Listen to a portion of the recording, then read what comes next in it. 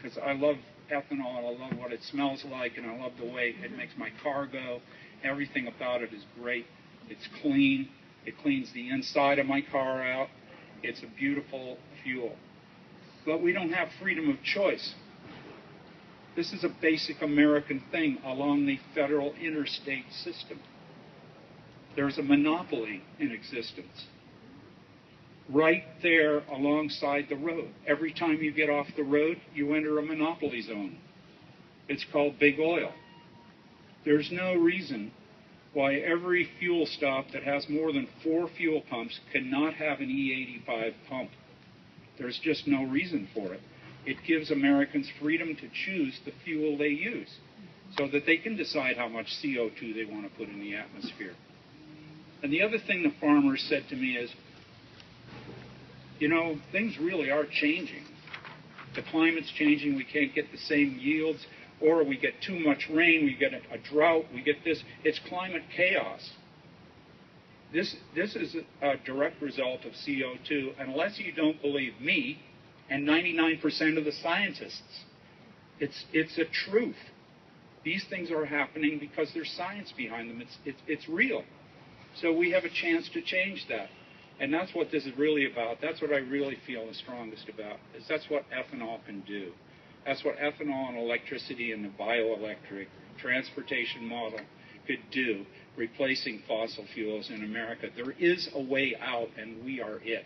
I'm ready to take the flak. Nobody paid me to come here. I'm here because I really see this. This is a disaster. We have a very, very big problem. The CO2 is going to get to be a huge issue in the next couple of years. We have to look forward. Ethanol and other biofuels and cellulosic ethanol and biodiesel are the answer to this problem, providing, yes, they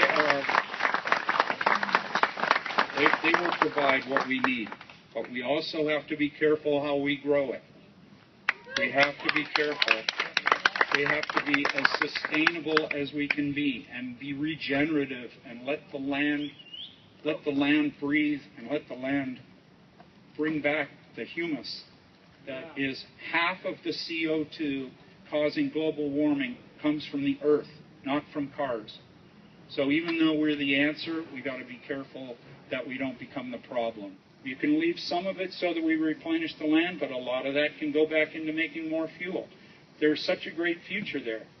On the other hand, you have the disinformation about ethanol and the CO2 that's counted against it. And if you count the CO2 against ethanol and you do that, looking at where does this information come from? Who are these people who are telling us how dirty and how ethanol is not green?